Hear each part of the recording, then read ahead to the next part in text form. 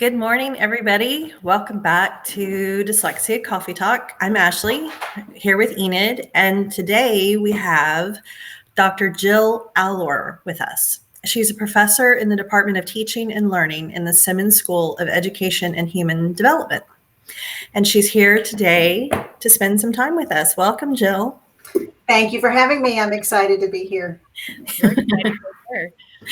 Alicia loved meeting you in Portland and just could not stop talking about you. And she was like, we have to get Jill on Coffee Talk. We have to get her on Coffee Talk. So we're so thrilled to connect with you and have you here. Well, I enjoyed talking with her too. She kept coming back to my booth and we would have another conversation, and then I'd see her a couple hours later. She'd come back. So we enjoyed getting to know one another. Well, I know one of the things that she was so passionate about, her connection with you is you really spoke to her passion, which is early literacy and early intervention with children. And that's something that we don't talk about, I think, my opinion, a whole lot in our community, and something that we need to be talking about a whole lot more. So how did you get started with, or where did your passion come from for early literacy and early intervention? Well, my passion really started when I was teaching school, and I realized that I was in a resource classroom. So I had students with disabilities, including students with dyslexia in my class. And looking around my classroom, I realized everybody here, except for maybe one or two students, is here for reading. And why didn't they get help sooner? So this idea of providing that help early on is so very important, and not waiting. I would be so frustrated because by the time students came to me, they were already had low self-esteem, they were frustrated, and they were behind. And then we had to play catch up. And if you can start right early, it makes so much more sense. And then as I've gone through my career and read the research and been involved in conducting research, it is just so very clear that the earlier you start, the better off you are. It's never too late, never, ever too late. No. The earlier you start, it's just so much easier. I shared with you when we spoke yesterday about, our own story here with my family of my son hitting the wall when he was barely 7 years old. He was approaching the end of first grade, and how the school that he was in said to me at the time that they had known that he was struggling from the beginning of kindergarten, even though all of his report cards in kindergarten and first grade say what an accomplished reader he's becoming. But I think it really took your breath away when I shared with you that the school said to me that they had known he was struggling from the beginning of kindergarten and had no intention of telling me until he was in third grade. Yeah, that definitely blows my mind. The longer time has gone by, the more our measurement systems have been refined. There's just no reason not to identify kids early. We can identify them very, very early. And you know that a student is at risk. You don't necessarily know you have this definitive diagnosis in every single case.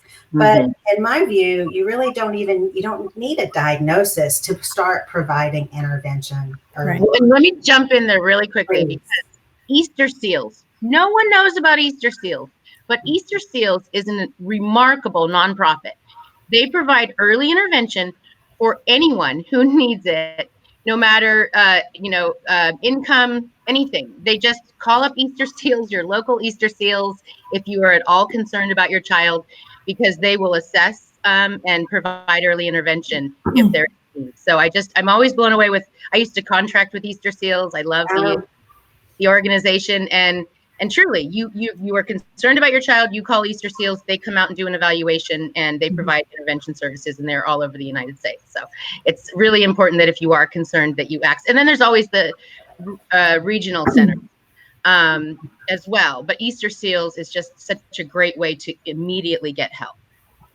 Yes, and as a teacher in a classroom, you often, just from observation, you see, well, this child is struggling more than this child, and how do I provide them that extra support? And a very quick screener will identify who is likely to struggle and provide that support quickly. And then you can determine by how well they respond to that extra support. And if they respond super well and they pick up, then great, that's wonderful. But if they need more and more support, then you want to continue to give them that support, so they never have to be behind. I mean, that is my goal with young kids, is There's no reason, particularly for a child with the classic dyslexia profile of an average to high IQ and low word reading, there's no reason for them to be behind. You need to provide support as soon as they enter school and really in preschool, so they don't have to experience failure. They don't even have to know they're behind. So, really quickly, if more preschool teachers understood literacy and dyslexia, I think that would also be a really wonderful place to start there. And unfortunately, a lot of preschool teachers I come in contact with also aren't getting that in their training. Right. So you made a great point, and this is a question that I see happen in a lot of the community boards that parents ask. We get it in our various groups and on our page from time to time. How young can you screen? How young is not too young to get or to screen for dyslexia or to do a dyslexia diagnosis? Well, really, I can tell you for my own daughter, I knew when she was about 2 that she's not learning sounds the way you would expect her to learn sounds. And I would do simple things like listen, soap when we were in the bathtub. And could she say soap? And she couldn't. Or what's the first sound in sun? And I would give her a model. The first sound in sun is, so now what's the first sound in soap? And she couldn't provide. So there are some of those early skills that really do begin developing when they're 2 and 3. I would say a child should be screened by the time they're 4, for sure. But there's no reason why a good 3-year-old teacher, they'll realize, oh, they're not doing so well on these skills. And you don't need a diagnosis, but you do need some support to make sure they learn those really important critical skills. Yeah. And the way that you learn your sounds, if you learn your letters quickly and easily, that's a great indicator. You're probably not going to struggle to learn to read. But if you're struggling to learn your letters, and even if you're a boy and you're not all that interested in that kind of thing, you still are going to, you can still tell, are you learning how to read? Are you learning how to say those letter names and sounds easily? And if you're not doing that easily, then you want some extra attention. It doesn't have to be some big event that you've got this diagnosis, but you need that extra attention. Definitely. So we've already had a question come in, and I know that this is also a very tricky question in our community. But do you have a recommendation for a good screener? There are a lot of good screeners out there. I will post a few resources whenever we get done of some places you can look. I don't want to advocate necessarily one over the other. One that I particularly like is Acadience, which is now Dibbles has divided. So it's the new name for Dibbles is Acadience. And Dibbles is my favorite. So yeah, that's interesting. I love Dibbles. And now it's under Acadience, so I kind of want to go in the right direction. Is that all one thing now? Because I didn't even know about Dibbles Deep until Susan Barton did a video on it. And I thought, I loved Dibbles for so long. And then I found out there's a Dibbles Deep. So now it's just one name? Well, there's actually a couple different branches. So it kind of depends on which way I see, but it's all still Dibbles. Right? Not exactly. It's a little complicated, and I don't know the ins and outs, but I know there are a couple of different resources there. And one is Acadience, the other is Dibbles 8. So those are 2 different places. And Dibbles, I see somebody asking about how to spell that. It's Dynamic Indicators of Basic Early Literacy Skills, DIBELS. We're so bad about all of our acronyms. And Acadience is just kind of what you would expect, ACADIENCE. Acadience. And they have benchmarks established. Another really great one is Easy CBM. So CBM stands for curriculum-based measurement. And it's exciting for me to hear when I was in graduate school, these tools were just being developed. So now they're common and they're used everywhere and they're quick and easy. A teacher can administer them and they're really great. Awesome. And they give benchmarks that are age appropriate. So you can see what you should do. And there's a preschool version as well. So there's a lot of good measures out there. One thing I was going to jump in and say about the early intervention is when I used to go in and do early intervention, birth to 3, I would say to the parents who had the family history, mom's dyslexic, dad's dyslexic, let's just treat this child like a dyslexic child. because if we know with family history, so let's give them extra exposure and extra bombardment. Put them on your lap when you rhyme with them because they can feel the rhythm of the language, and doing all of those things. But without a diagnosis, obviously we know sometimes it's ear infections, but if we know we have a family history, the early intervention is so important. And we just I would always just say, because your family history is so strong, let's treat this child like this, give them extra exposure. It can't hurt. Yes, absolutely. Yeah. You should start right away as soon as you see that there's any problem. And even if you don't see a problem, if it runs in your family, well, let's just make sure we're good to go here. It's kind of like taking vitamins. You're going to take these extra vitamins just to make sure that you don't end up with this problem, because there's no reason to experience that. A child with dyslexia, and we know from the neuroscience that's come out in recent years that their brain patterns really are different, and you see it, and you can detect these brain differences when they're 5 for sure, maybe sooner. The research I'm familiar with is as young as 5 years old. So before, at the beginning of first grade, in one study, you could see these differences, and then by the end of first grade, when they'd had intensive intervention, those differences were disappearing. I mean, you really saw a difference in the way that the kids' brains were wired. So they were starting to process sounds and print the same way that non-disabled kids were, or those without those tendencies. Yeah. And at that point, those students weren't even necessarily identified as having a specific disability or having dyslexia. They were just identified as, we have these problems. They were identified on both the screener kinds of tests, and then it was verified by the fMRIs. Wow. What does the research show is possible if struggling readers receive intensive early intervention during first grade? This is the part that I get really revved up about, because we should be so much more optimistic than I think we are sometimes about a student with dyslexia. I hear oftentimes, it's a lifelong disability. Well, yes, there may be some things that linger on through adulthood, and that's going to be different for different people. But most of these issues, if we address them early, we can literally change the brain patterns, and they can develop really well. And when you look at the percentage of the prevalence of being 10 to 20% of the population as to having dyslexia, that prevalence should be way down because of this question that you asked about what's possible. With the first grade intervention study that happens across first grade in small groups, like 30 to 40 minutes, 4 times a week or so, that kind of an intervention can get you down to what would correlate to the population of less than 1% actually being below the 30th percentile. Wow. And this has happened in multiple studies for many years. I was looking up things to kind of refresh my memory on some of these studies before I sat down to do this. And some of this I was talking about, clearly in 2004 is one of the major papers that I read. And some of this goes back to 1998. And we've known this a long time, that if you intervene early, the outlook is very optimistic. What we don't know and don't have as good data on, because it's extremely expensive and hard to get funded, is how do these same kids look 20 years later? There aren't the strong studies that really follow kids for a very long time. And that's because it's expensive and hard to get funded. Yeah. Yeah. I was telling you guys before we got on about First 5 of California. So those of us in California know that, and I commend California that, because they really took what you're saying and made it into a program.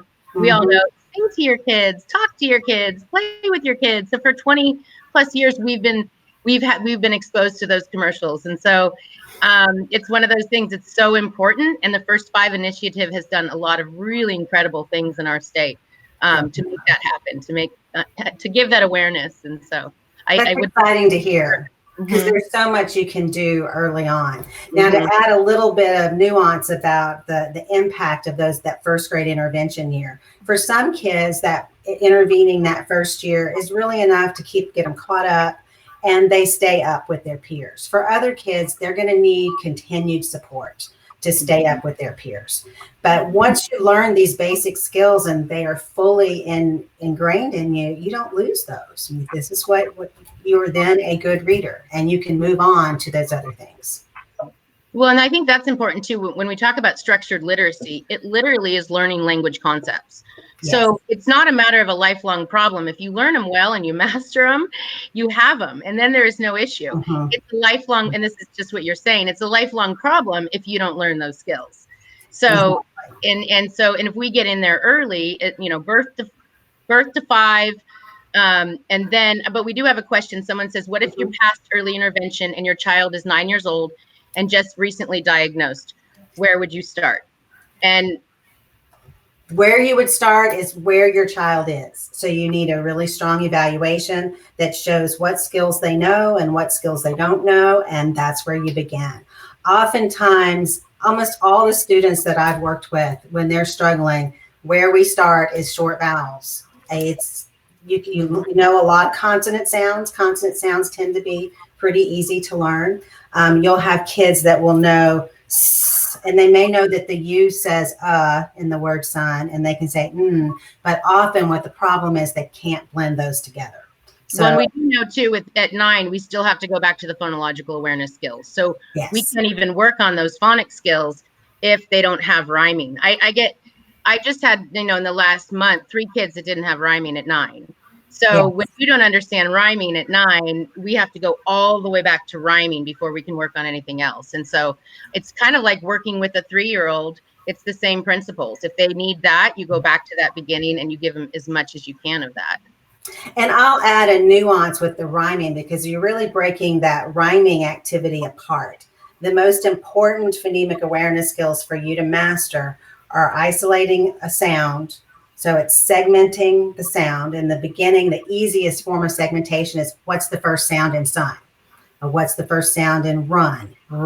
What's the first sound in kick? So that's the first step. And then but they can't do that until they've rhymed. That's the problem. So what my problem is, schools will jump ahead to segmentation before kids have learned rhyming and syllables. So that can be challenging, because what I find is if they jump ahead to segmentation, just wanted to bring this up because it's an issue in the schools. Right. If they jump ahead to segmentation, they make segmentation the priority, and the kids have no concept of syllables. So when I say, tell me how many syllables are in the word fun, they go, So the problem is if we jump ahead too quickly to sound segmentation, then they don't have syllables, and then everything's a mess, because now when we have to have multisyllabic words, they can't.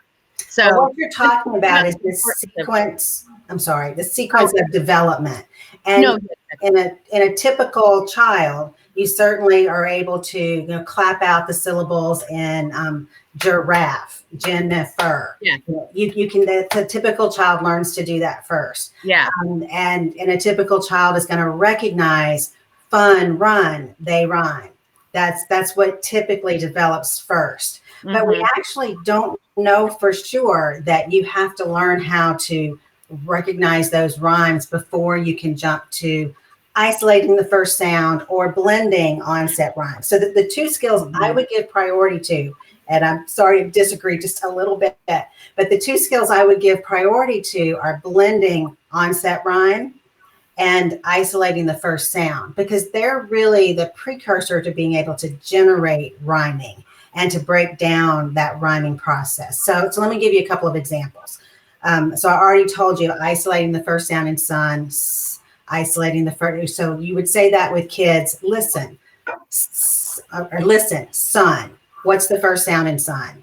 Very straightforward. Listen, mom. What's the first sound in mom? And when they can't do that, it's listen, mom.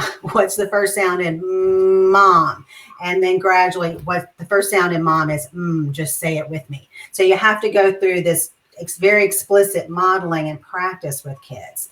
And then the inverse of that is listen, and you put that together, mom.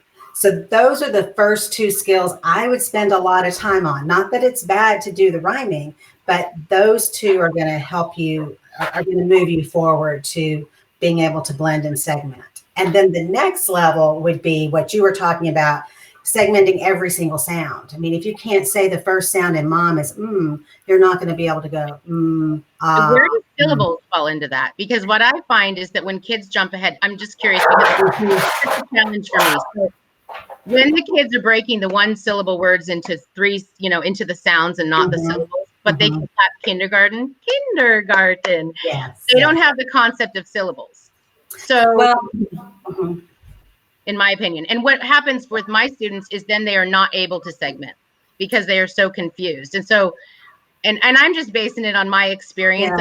And you research this stuff, but yeah, so it's interesting to me because I've always followed, you have to have rhyming to understand the structure of language, and then you have to understand syllables to understand, and then you move on to.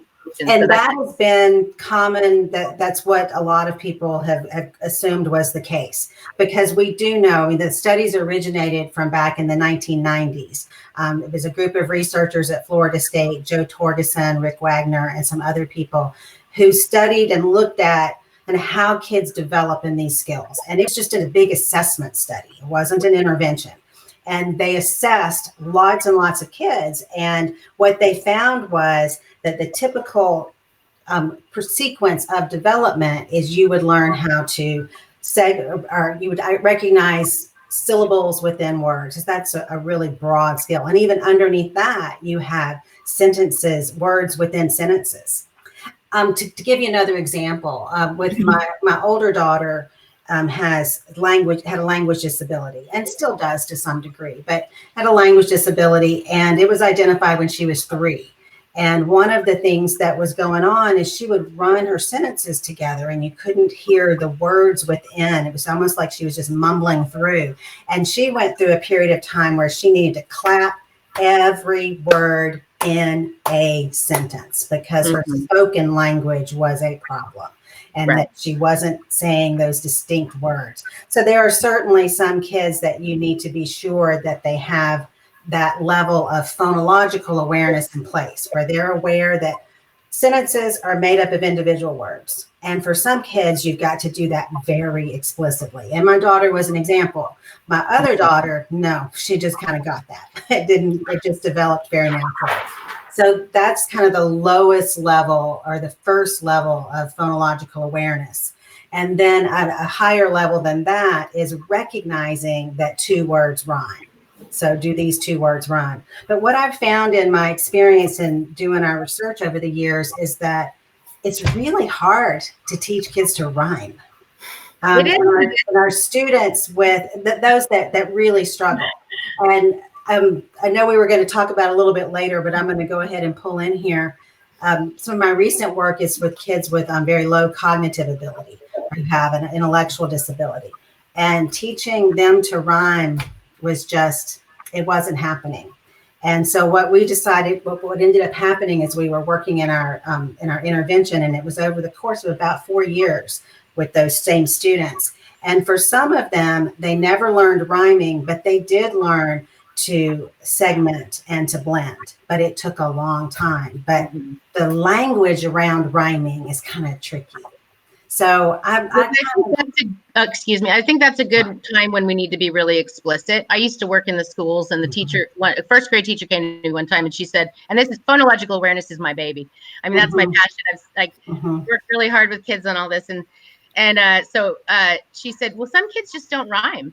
I was like, oh no, you didn't say that to me. Give me 2 weeks with these kids and they will be rhyming and all, but bombardment, visuals, explicitly taught.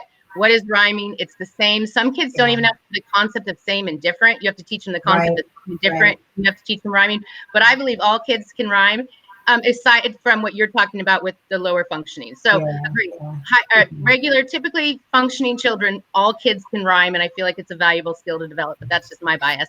And I don't completely disagree. It's more of a nuance in how you're going to intervene with kids and what you give priority to. We do know from the research on phonemic awareness that the most important skills to teach are the blending and the segmenting. That those are the ones that correlate most strongly with reading outcomes. So those are the more critical ones to teach. And I would say it's great for them to learn to rhyme first. Just don't want to get bogged down in rhyming and then not get to isolating that first sound. And blending onset and rhyme is related to rhyming. Right. No, what you're doing, Right. But my problem is when kids go to segment, they only do onset and rhyme, and then they struggle. So if they don't understand rhyming. So from my experience, when I work strongly in rhyming and syllables, then the segmenting comes easier. So I do understand that it's most important, but that's my experience. And with the rhyming, I just want to send that message because there's a lot of parents right now who are working with their kids on rhyming, and I don't want them to think it's not important because, I mean, in that, as a background in speech pathology, it's the whole foundation of our language. It's the rhythm of our language. So to me, rhythm and rhyme, and we just disagree on that. But what's beautiful is you've found progress without it. So maybe in all reality, it's just, for me, it gives them a more solid foundation, in my opinion. Mm-hmm. It's a good thing for them to know, for sure. And especially if it's in preschool, that it's a great thing for you to practice and learn and develop. Most definitely. And some kids get it pretty quickly and other kids need some more practice with it. So, and I think that the part where we're totally in sync with, and I want to emphasize to people, is that you do need to get to a point where you can blend onset and rhyme and you can isolate the first sound in a word. Right. That's the next step. And how critical it is that they rhyme first, we can quibble about, because it isn't something that we know for sure from the research. We really don't know for sure. And I'm just basing it on, Torgelson's research as well. But yes, that there is language and they build on it, and that we need to build on each thing. Right. So, and what Torgelson's research showed was here's how typically kids develop. And that's the lower rung. So you're absolutely right about that. That's the lowest rung, and that's where you start. But getting to that onset rhyme and then being able to say the first sound are very important. I wanted to kind of switch gears for a second because Sure. This was a big thing that we talked about yesterday. You have a dyslexic child. Mm-hmm. They're in, say elementary school, and they have a younger sibling who's not yet entered school. You're wondering, is dyslexia there? Are they showing some of the same traits, some of the same signs that your older child showed? What are, seeing this younger child, what are some of the reasons for optimism and what are some of the reasons for urgency in addressing concerns and ensuring that the same issues are not experienced by that younger sibling? Sure. Well, as I said earlier, that the optimism comes from those research studies that show if you intervene early, the prognosis is really good. You don't have to be behind. I mean, that I keep saying that because I just think it's really important that people get the message. You don't have to be behind. But the urgency comes with, it's not easy to fix that. I mean, you have to intervene. You have to work at it. It's not something that's just going to happen.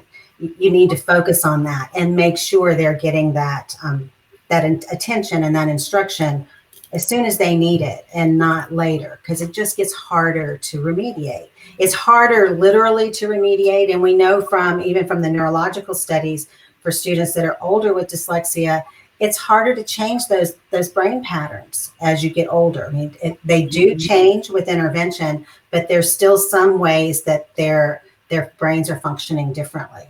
So the brain research is still in its relatively early stages. We know a lot, but there's a lot that we don't know as well.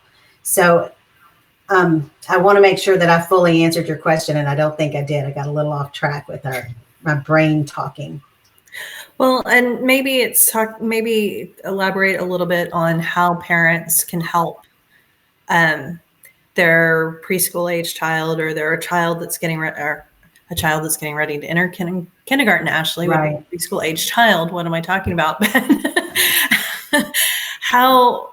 Because specifically, I have an example in my head, and it's my girlfriend.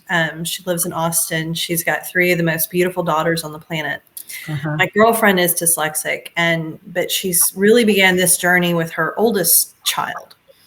But she had this very young the third child was a very young child. Well, she really kind of started showing the markers at 3. Mm-hmm. And knowing what she knew now, basically, after having gone down this road for several years with her older child, she's been doing a lot of work over the last 2 years. I mean, because it started 2 years ago. I think she was 3 2 years ago. Now she should be 5.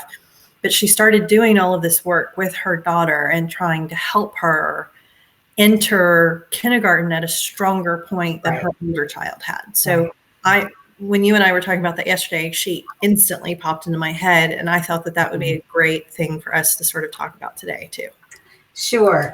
So in those preschool years, you're really learning letter sounds, letter recognition, dealing with the shapes. I mean, you think about a chair. If you turn it one way, it's a chair. If you turn it the other way, it's a chair. But if you turn the letter H around, it doesn't look like an H anymore. And if it's short, you've got the N. I mean, our letters, it matters which direction they go. So learning those shapes can be really challenging for any kid, much less a child that has a challenge with phonology and with print. So learning their letter names, learning their letter sounds, those are really key for them to do, and providing that kind of extra practice in a very fun, engaging way. It should definitely needs to be fun and happy. Now, one of my most important messages to parents are, if it's not fun, stop. Just stop and try later. We'll do this again later. You can just go ahead. Sorry, that reminds me. When my daughter was 4, we were doing the pre-kindergarten stuff, and they send you the letter. They have to know these things, and she couldn't learn her letters. We used the foam letters in the bath. The foam letters in the bath made all the difference, because now, and we would introduce, the foam letters in the bath. We'd play with the foam letters in the bath. We would use the, and then we would take the, those things you can write on with the soap pens in the bath. Yes. So it all of a sudden, we did letters out of the bath. It wasn't fun. We weren't having it. Letters in the bath, And that's the thing with preschoolers. You got to kind of get them to go along with you and keep it fun and keep it engaging. They're a little bit different than a 9-year-old that you're going to say, okay, we need to learn this. Exactly. Let's practice this. Yeah. When they're little, it keep it fun. And the bathtub is a great time. I did more phonemic awareness activities when my daughter was in the bathtub. It's a captive audience. They can't get away.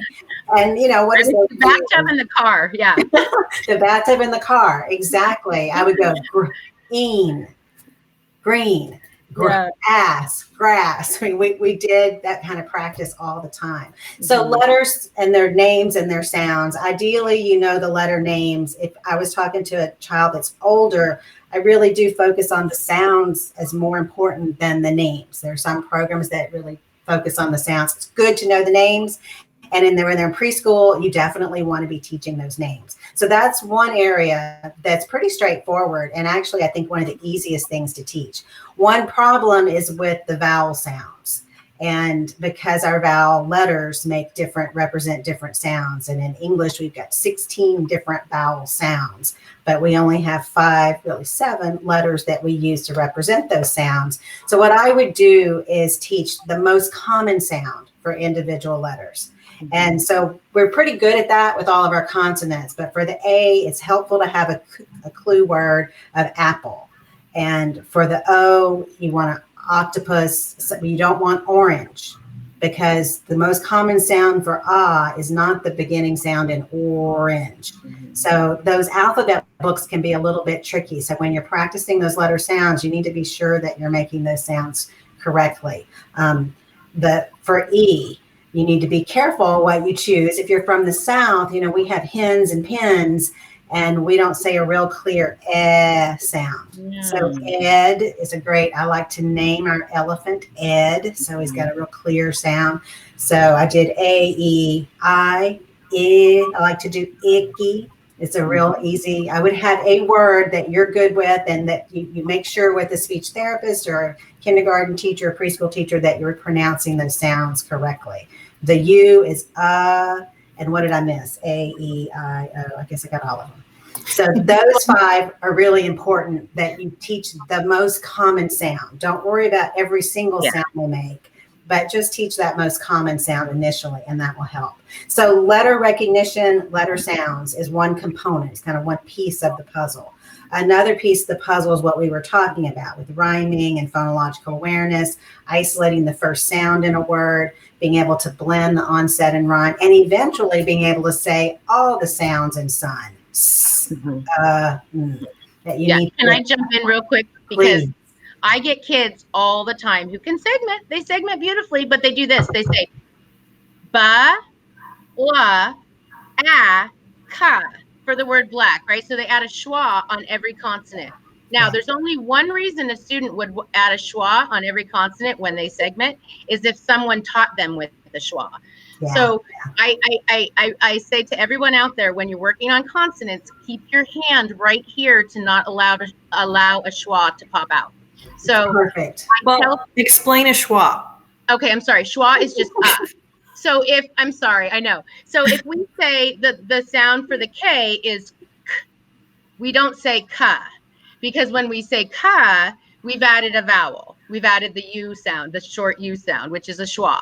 So kids will hear that. Now they don't know, is it one sound? Is it two sounds? It gets really confusing. So it's really important when we're presenting sounds and we're breaking them apart. B would be B. And I teach the kids to put their hand here, and I teach them anytime our mouth opens, we've said a vowel sound. So if we say ba, we've now opened our mouth. We've now said a vowel sound with our consonant. So, and it's so funny when I used to do lessons in the classroom, because I would teach like I would go in and do a full class lesson for kinder, first, second. And it would only take like a day, and the kids are like telling the teacher, teacher, you said a schwa, and so they would remind the teacher, but even, they'll remind me sometimes too, because we all need that reminder. So if we just hold our hand here and say, b, k, t, we don't add that extra sound. And it's super important because it's super confusing to kids when we're adding an extra sound to the consonant. You make such an important point. I say that all the time when I'm teaching my students who are mostly kindergarten, first and second grade teachers that are coming back to grad school. And we go over all of that because many times they haven't gotten that kind of specific content in their undergrad classes. Exactly.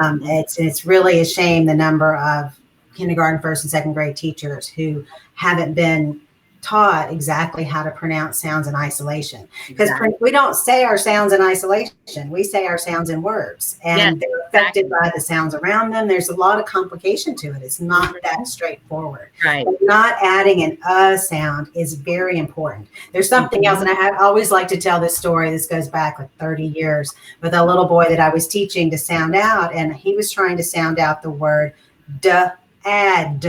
So you can hear as a teacher what I was doing wrong, because he was going da-ada, and could not get to the word. Yes. And that's a perfect example. And that's what happens. And now they're all confused because now we've There was another mistake I was making too, though. For him, he was still struggling to blend the sounds together. A better word for me to pick would be a word like mad. And the reason is because the M represents a continuous sound you can stretch. So in addition to not adding sounds onto your consonants, it's really important, particularly for kids that struggle, that when you say those letter sounds, you stretch the ones that can be stretched. So you can stretch the sound for the letter S. But you cannot stretch the sound for the letter T. If you try to stretch it, you're doing what you were doing. Well, and the ones that can be stretched can't have a schwa. You can't add it. You can't say sa. It doesn't make sense. It's only exactly. Yeah. So one of the things that if a child is struggling with blending sounds together, and it can be at the onset rhyme level or it can be at the sound by sound level, is to stretch and connect and to choose those words that are really easy to blend and segment. And the ones that are easier are the ones that start with a continuous sound and that don't start with a blend. Like I wouldn't do the word frog because it'd be much better to do fog. Unless the child has no idea what fog means, then it's better to choose something that they know that word that's meaningful. Right. Which kind of gets me to my third piece of this puzzle. So we talked about letters and sounds. We talked about phonemic awareness, just sounds, and being able to blend those sounds together.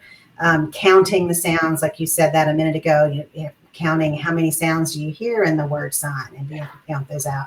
Those kind of things. That's two pieces of the puzzle. And another piece is definitely meaning and overall language. For kids who have those tendencies toward dyslexia or who have full-blown dyslexia, if you think about, have y'all talked about Scarborough's rope on Coffee Talk before? We've mentioned it, but we haven't gone in depth about it at all. No. So I'm so glad you're bringing it up. Yeah, it really it's a nice visual, and we can post it. A picture. It's all over the internet. If you just do rope model of reading, you'll find it. But the top part of the rope are all the strands that have to do, all the skills that have to do with language and meaning. And then the bottom half of the rope are all the strands that have to do with sounds and print and word recognition and figuring out the words. So the classic case of a child with dyslexia, they have a problem with the bottom and they're great on the top. So their meaning system is working wonderfully, but they're having trouble getting the words off the page, and they have a phonological problem. And this makes up well over 90% of the kids with reading problems. They have a problem with the bottom half of that rope. Now, some kids also have a problem with the top half. Other kids don't have that problem. So it just kind of depends. But virtually every child with a reading problem has a problem with the bottom. And that's why we have to be so careful to explain that to teachers and how to teach that and teach it so explicitly with kids. But the top half of the rope cannot be ignored. And one of the things that we know about how reading develops is that a good reader makes connections immediately to meaning. So we've got to help kids make connections between phonemic awareness and the print and the sounds, and also with the meaning. Especially when you're doing this early with preschoolers. So to give you an example, when my younger daughter, who learned to read very quickly and easily, was learning how to sound out, she sounded out the word popcorn. She just immediately went to something that was meaningful to her. And that's what good readers do. You don't figure out the word and then make this later connection to the meaning of the word. It should all be working together. And the more you know, if you're familiar with the word, it's going to be easier for you to sound out that word. Can I jump in on that real quick? Please. Okay, there's research, as you probably know, that says when children can make close associations in general, then it affects their learning. So we play, my students and I, but my kids and I forever, we play the association game where, so I say hot dog, they say the closest thing that comes into their mind. This is a great game for everyone to play with their kids, because what you'll find out is some people don't make close associations. So sometimes I'll say, tell me the first word that pops into your head when I say hot dog. Some will say cat. Some will say frog because they're rhyming. But getting kids to make close associations first is important. So we used to play we call it association game, and we would play it in the car. So, and we would go on and we'd have fun with it, you know? And so I encourage parents to see how your kids are making associations, because if their associations are really far off from what, then they're not going to be able to associate what they're learning, make that connection as easily. Exactly. So the association game is a great way when you're on road trips or cars to make sure that everybody's kind of making close associations, and that'll help with their learning as well. That's very, very important. One of the ways you can do this as a parent is when you're reading to your kids, have them find the letter S on that page, have them find a letter T, or point to a couple letters that you know. So they're seeing that, okay, those letters that we've been practicing in our little puzzle, this is what they relate to. So you can help make those connections. And as you said, a lot of kids really struggle to make those connections, and some struggle very mightily. This was one of the areas for kids with low cognitive abilities that just honestly blew me away, because most of my career I focused on kids with dyslexia. And I was really focused on the bottom half of that rope for the most part, because that's where their deficits were. But once I started working with kids with lower IQs who might have a label of intellectual disability, or what used to be called mental retardation, I was just blown away by how they could say a word on a flashcard or identify a letter, but then would be totally lost whenever that same word or letter was in a book. And they just had more difficulty transferring skills, which is very similar to what you were talking about, and making these close connections. And we have to help bridge that and help make those connections so they see that. But, going back to your question about what do I do with my 3-year-old when they have a sibling that has this problem, when you're reading, be sure you're pointing out those letters, helping them make those connections. If they're learning the letters, learning the sounds, you might occasionally choose a word when you're reading that you ask them, listen, or I've got a mystery word. Let me do my mystery word. Pizza. And they find the pizza on the page. So they've heard for that. Do that type of thing. So I have 3 questions. 2 of them are questions that have specifically come in. And then I have my question that I would really like to ask you. But the first one is, it was based off of what you and Enid were talking about. What if they're making the wrong association? And I apologize. Black Lab is laying right here. Oh, yeah. That's when you want to help guide them. Like, so I have those kids. They come in with like the most abstract, association. It's always clever, right? But they're just not quite getting it. So we practice until they are making close associations. So I model it. So for instance, I have 2 daughters. One picked up literacy and language concepts extremely easily. The other one, it took her 4 years to learn the difference between much and many. It just didn't click with her as easily. So when we first started playing the association game, she was way off. So we would have to bring her back and say, well, this might be a closer association to that. And we would practice and practice. Now she's the queen of the association game. So it really just takes, from my experience, it takes modeling them and showing them what a close association is so they can start to try to make them. But you probably, that's just what, from my perspective. That makes great sense. That's a great advice. Some things you can do during the reading process. Another really wonderful approach for preschoolers is something called dialogic reading. Have you all talked about that on the show before? So dialogic reading is a evidence-based technique that was developed quite a few years ago, but it's to help kids build their language skills in the context of enjoying a book being read to them. So the book is being read to them and you're asking them questions, not so they can just answer a question and you're drilling them. Do you know the answer? Do you know the answer? Or even to help guide them toward the answer. The idea is that you're engaging them in a dialogue. So hence the name dialogic reading. And it's a wonderful approach. There's a really good resource on Reading Rockets that has explanation of dialogic reading. And it helps kids talk about, everything that's related to that book. That's what made me think of it whenever you were talking about making these associations, because when a child is reading a book, what a good reader does is they think about everything they know about that topic and they're relating that book to what they already know and they're making these connections. So this is helping kids verbalize that and engaging them in a conversation. And sometimes you do run around a little rabbit trail off on a different topic, and that's fine. But it does things to help them build their ability to express themselves in a complete sentence. You can model sentences for them, expand on their language. It also builds vocabulary because you can highlight vocabulary, and you can choose whichever kind of books you want. It doesn't have to be a particular book. Okay. The second question was, my friend's 8-year-old was sounding out beginning of words, but kept saying the wrong words. So something was confusing to her. I'm assuming about what you were saying.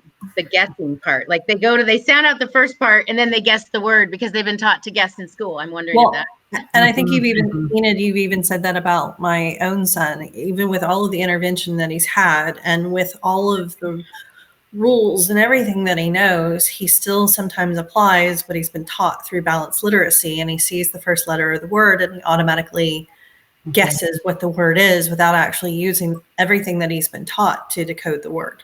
Your son is classic. So many of these students where it becomes the anxiety of a do I do it right thing, because he has extremely strong phonological awareness skills from all of your interventions.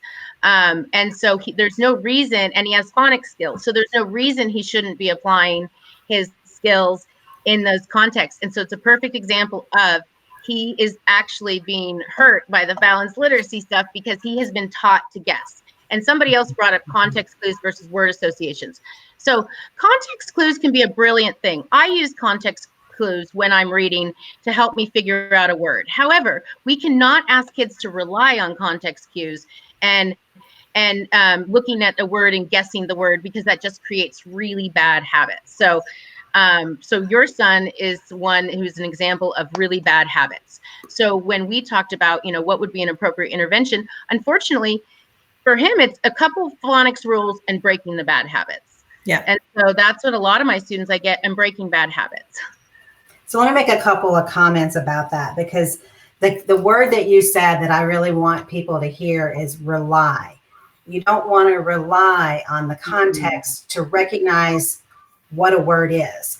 A good reader predicts as they're reading, and you are going to, and you really do kind of narrow down your menu of choices. You know, if I said corn on the, you're going to think cob. Because that's, you're going to narrow down those choices, and most likely, but it could be corn on the car if you're at a farm stand in Iowa. Right. You know, you have to use the print, and a good reader relies on the print. They don't rely on the meaning. Thank you for saying that. To recognize words. Now, when you're thinking about the meaning of the text, yes, you're always thinking about the meaning, but you do use meaning some when we're recognizing words. And what it does is it narrows down the field of options. It also lets you know when you've made a mistake.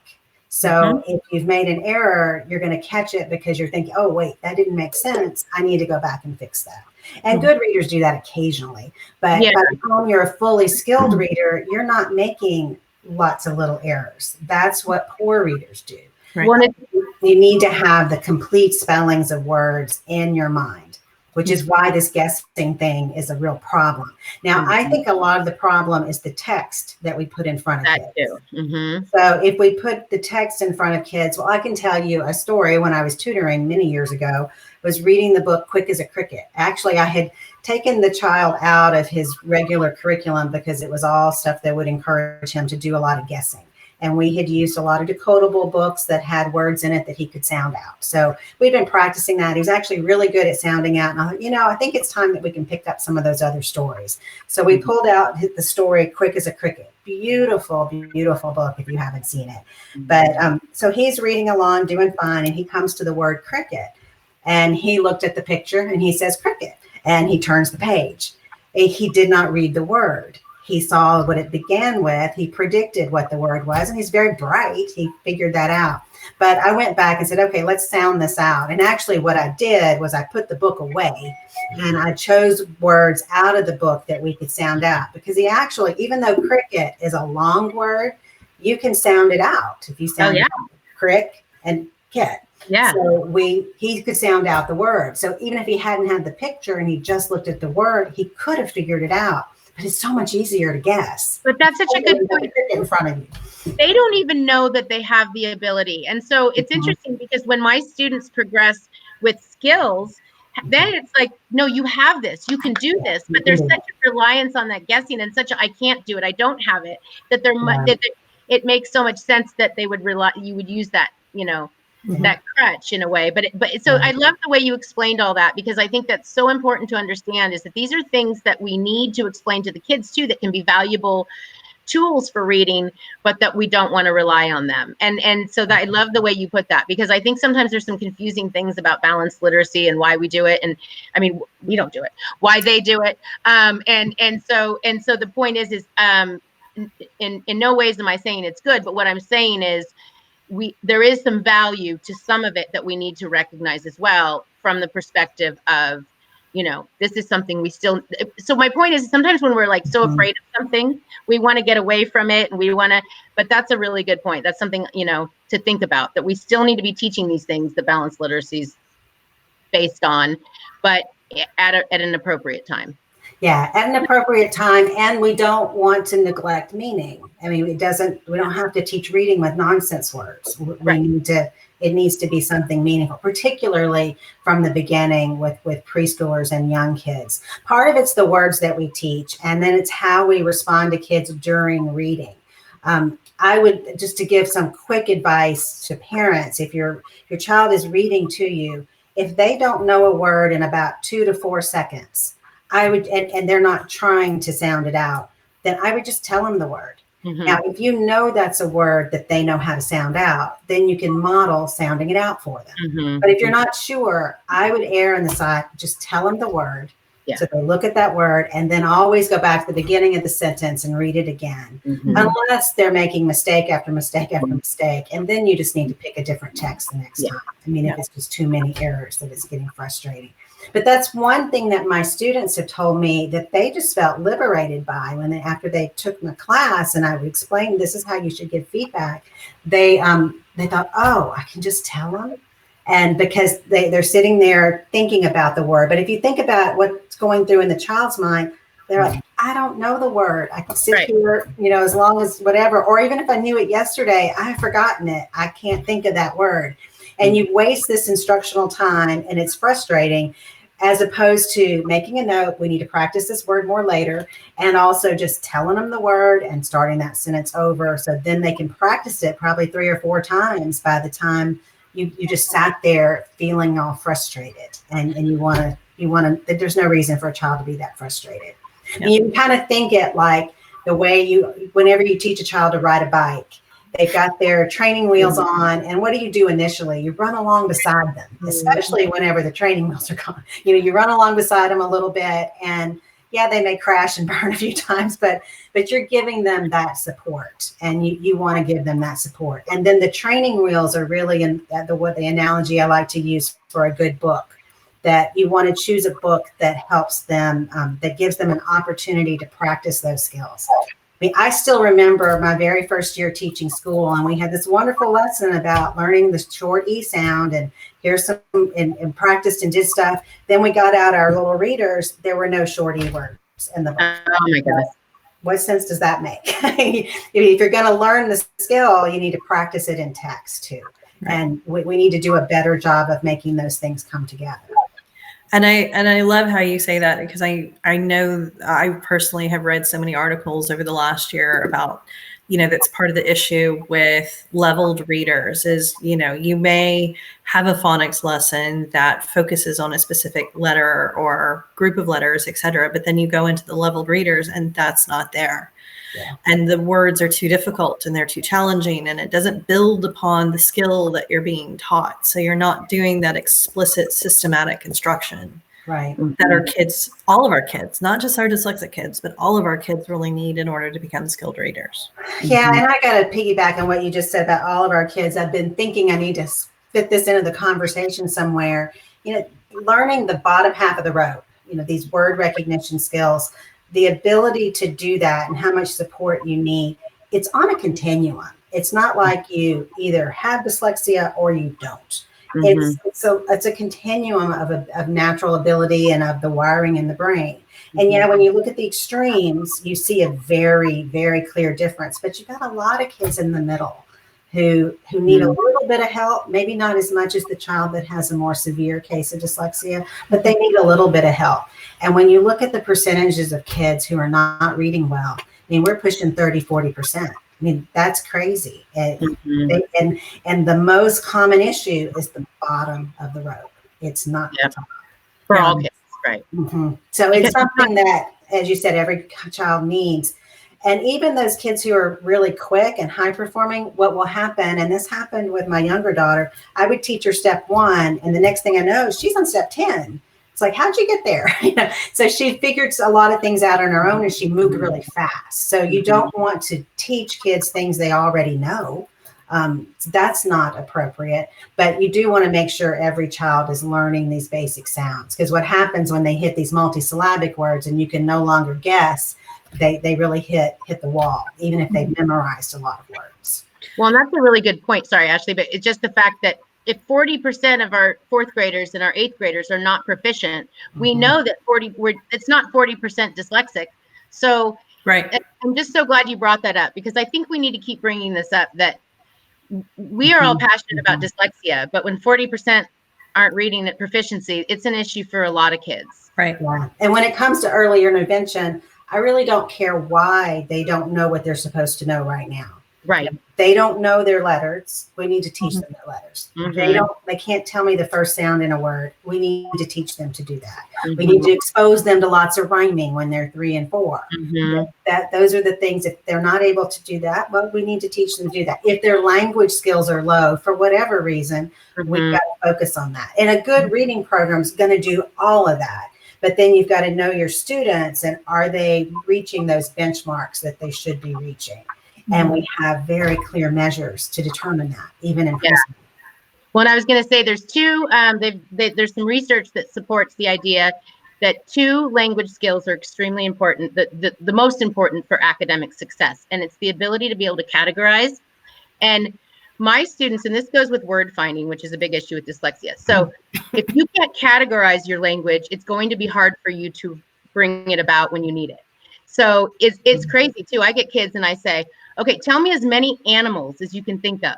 And they're like, cat, dog, so the ability to be able to categorize. So I encourage everyone for early intervention or any child, when you're at the grocery store, you're talking about all the different kinds of fruit. When you're, out on the road, you're talking about all the different kinds of vehicles. When you're in your house, you're talking about all the different kinds of furniture. And I know this seems like something that would be obvious, but it's not. And kids don't have strong categorization skills. And when they don't have strong categorization skills, it affects their ability to recall information.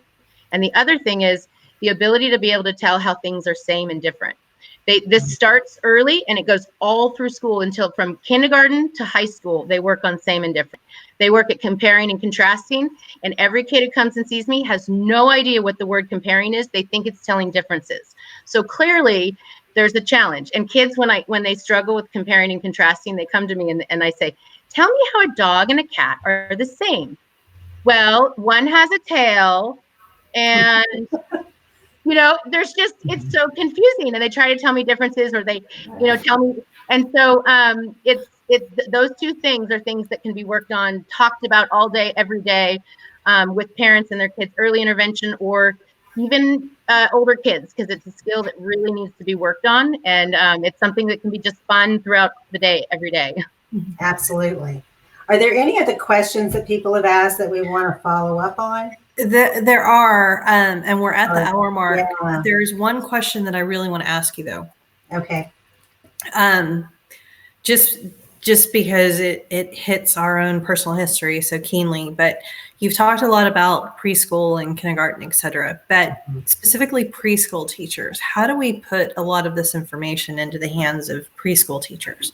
Because they're not, a lot, they may not necessarily have an education degree or where they've gotten their education degree from. I mean, like you and I talked about yesterday, that varies across the universities, whether it's a balanced literacy type program or if it's a science of reading type of program, et cetera. But that being completely beside the point, how do we put this information into the hands of our preschool teachers?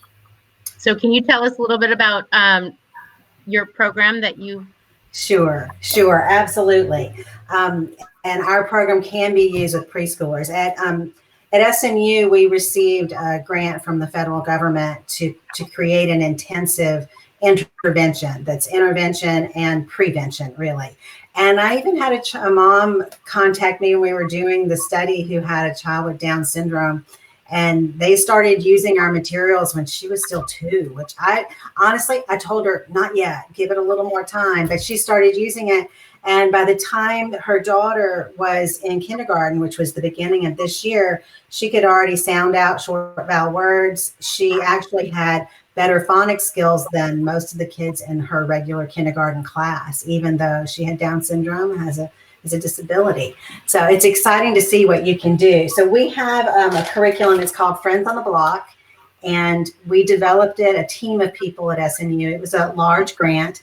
And we piloted it with kids who had very intensive needs, including kids with intellectual disability. So if you're looking for something different, the main thing about it is we have 56 little readers, and we very carefully sequenced our words. So for example, the first words that we teach the kids to read are I do not want like.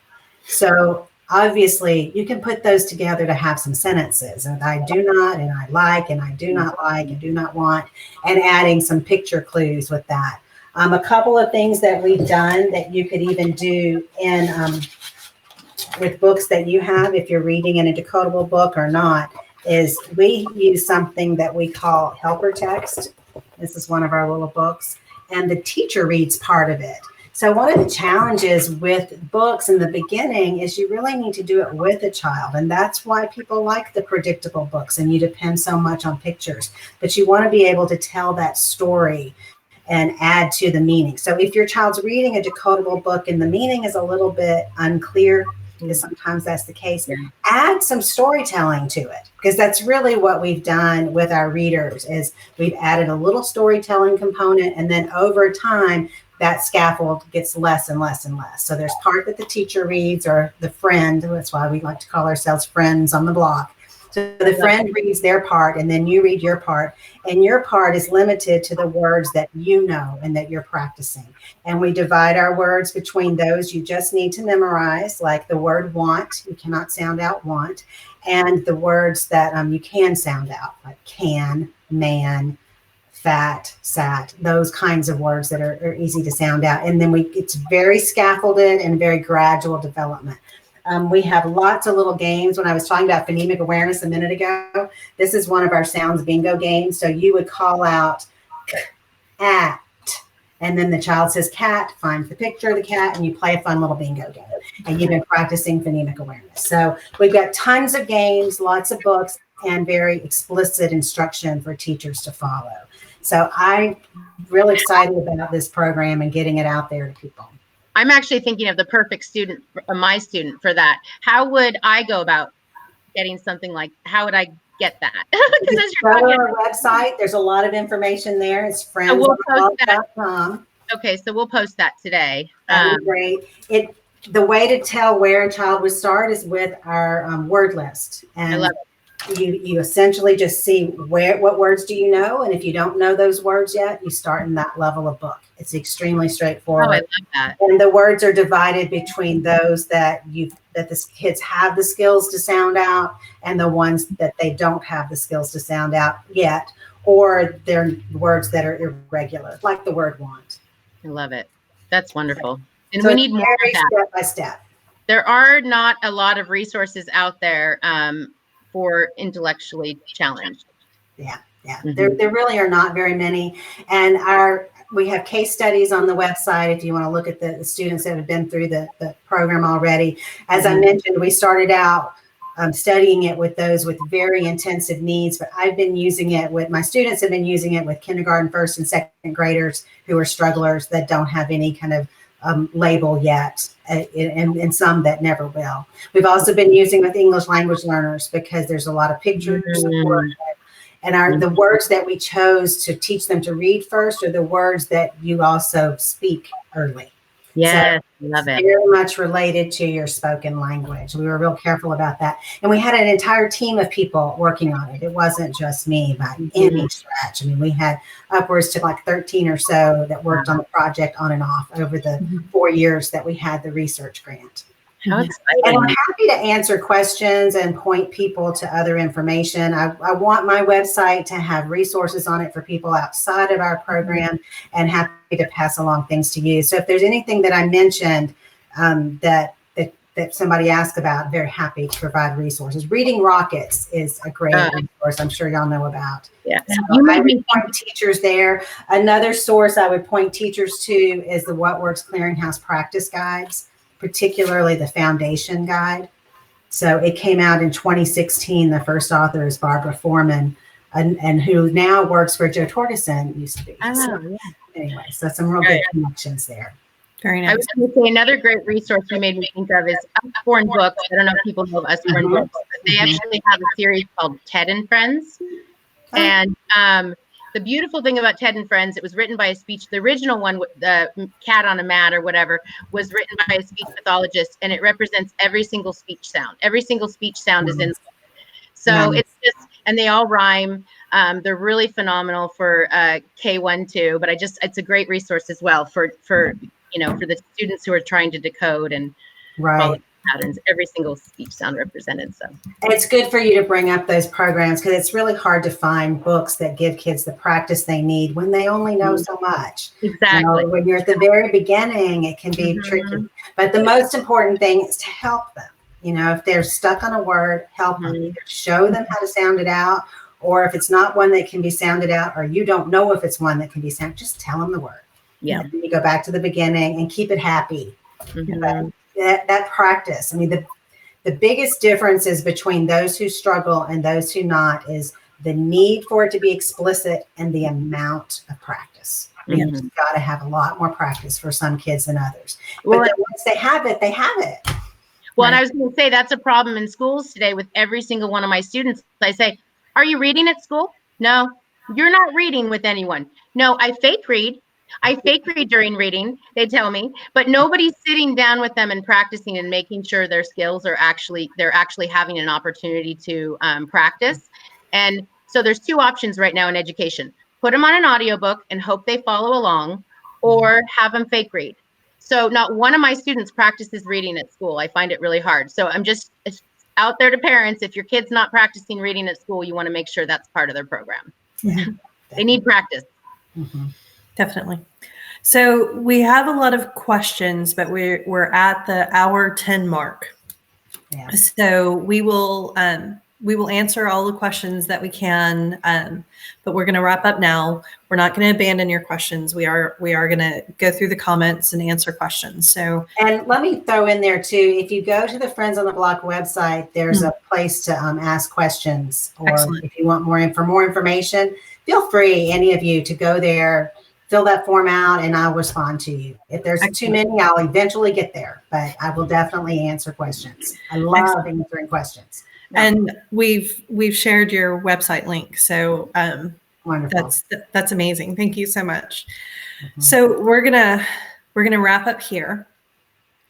This has been an amazing coffee talk. Thank you so much, Jill. Thank you for your knowledge. You're willing to share everything that you're doing in order to help everybody, help teachers, help parents, help children. Thank you so much.